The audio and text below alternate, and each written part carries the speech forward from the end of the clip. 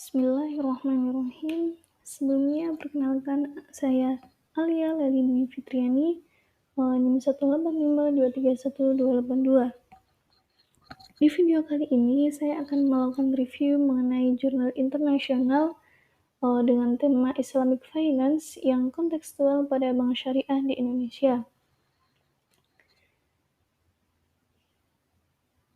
Nah, berikut adalah judul salah satu jurnal yang saya ambil untuk saya review. Judulnya yaitu Syariah Governance Structure of Islamic Financial Institution in Sri Lanka, yang artinya struktur tata kelola syariah pada lembaga keuangan Islam di Sri Lanka. Nah, ini merupakan tampak halaman pertama dari jurnal yang saya review.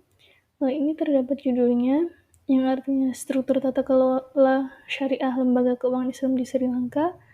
Kemudian di sini ada nomor ISSN-nya. Di sini ada nomor diterbitkannya jurnal tersebut.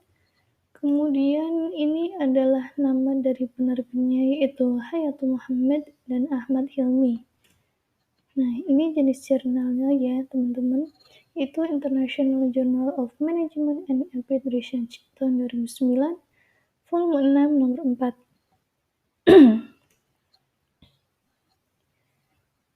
Nah, di sini kemudian membahas tentang tujuan penelitian, di mana jurnal tersebut itu mempunyai tujuan untuk mengeksplorasi praktik tata kelola syariah di IV di Sri Lanka tepatnya, dan sejauh mana kepatuhan tersebut mengenai standar syariah yang mereka ikuti. Kemudian juga penelitian ini mengidentifikasi kesenjangan antara standar atau pedoman dan praktik saat ini dari institusi mereka tentunya. Studi ini secara sistematis menganalisis mengenai kesenjangan dan masalah yang dihadapi oleh LKI dengan upaya untuk mengusulkan rencana perbaikan dan untuk memberikan cara terbaik dalam memastikan praktik yang sehat dalam hal struktur dan proses tata kelola syariah di lembaga-lembaga tersebut.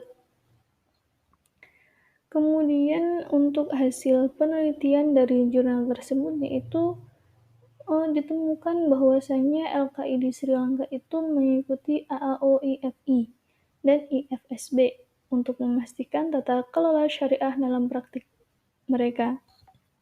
Meskipun dalam peraturan negara diam dalam hal ini. Semua IV di Sri Lanka mengikuti standar AAO-IFI kecuali untuk IVA, yang mana mereka mengikuti AAO-IFI dan IFSB standar. Namun dalam kerangka tata kelola syariah sendiri, IVA mengikuti IFSB 10. Semuanya memiliki struktur dan proses yang mendukung tata kelola syariah.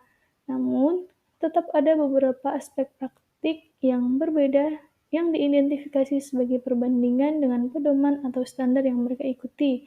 Pendekatan ini berbeda adalah tidak signifikan dan dengan demikian dianggap sebagai kesenjangan kecil saja. Yang selanjutnya yaitu mengenai tata kelola syariah yang ada di Sri Lanka. Ini merupakan gambar dari jurnal yang menjelaskan tentang tata kelola syariah dari bank yang ada di Sri Lanka. Mereka memiliki 3 tata kelola syariah, yaitu Dewan Direksi Tata Kelola, Kontrol, Auditor Internal atau Eksternal, dan Kepatuhan Peraturan dan Keuangan. Tentang struktur tata kelola syariah sendiri, mereka memiliki beberapa tujuan yang mana berupa pengangkatan, susunan dan laporan dari DPS, kemudian tinjauan syariah berupa standar tata kelola, kemudian internal tinjauan standar tata kelola, independensi Dewan Syariah, dan pernyataan tentang tata kelola prinsip-prinsip lembaga keuangan syariah. Kemudian tata kelola yang kedua yaitu mengenai struktur internal dan eksternal tata kelola syariah. Di sini pengaturan internal tata kelola syariah mencakup internal syariah yang kuat dalam sistem kontrol, fungsi audit syariah internal, dewan direksi, dan terkait komite seperti komite tata kelola, manajemen senior, hukum kepatuhan, dan fungsi audit internal. Kemudian yang ketiga ada ulasan syariah, di mana ada dua lapisan tinjauan syariah yang dilakukan oleh LKI. Yang pertama adalah syariah tinjauan yang ditangani oleh DPS. Mereka memeriksa sejauh mana kepatuhan syariah EV, produk, aktivitas, dan transaksi bisnis. Dan kedua, yaitu tinjauan syariah yang dilakukan oleh audit syariah internal yang independen atau sebagai bagian dari audit internal latihan untuk EV tersebut. Dan kemudian yaitu mengenai kekuatan dan kelemahan dari penelitian jurnal tersebut. Mereka memiliki kekuatan di mana responden yang diwawancara itu mereka benar-benar orang yang profesional, sudah mempunyai pengalaman kerja minimal 3 tahun. Kemudian untuk kelemahannya sendiri yaitu proses wawancara dilakukan dengan waktu yang lama sehingga menghabiskan waktu gitu. Kemudian kesimpulan dari penelitian dalam jurnal tersebut yaitu dalam penelitian ini disimpulkan bahwasanya struktur dan proses tata kelola syariah adalah berlaku di semua EV yang ada di Sri Lanka.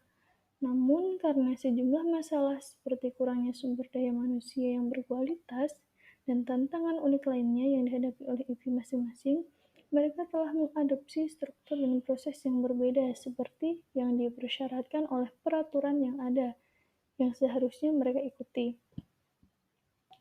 Situasi seperti itu dapat mengekspos LKI ke hukum dan peraturan risiko, di mana regulator untuk sementara dapat mengkompromikan ketidakpatuhan tersebut karena masalah umum yang dihadapi oleh EV dan industri. Tetapi itu tidak boleh menjadi permanen pengecualian.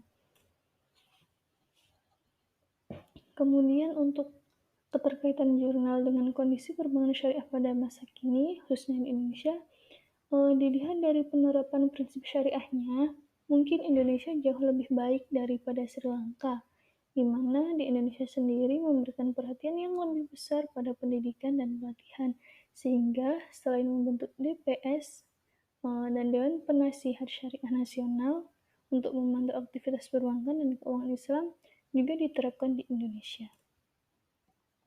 Nah, terima kasih. Sekian presentasi dari saya. Kurang lebihnya mohon maaf.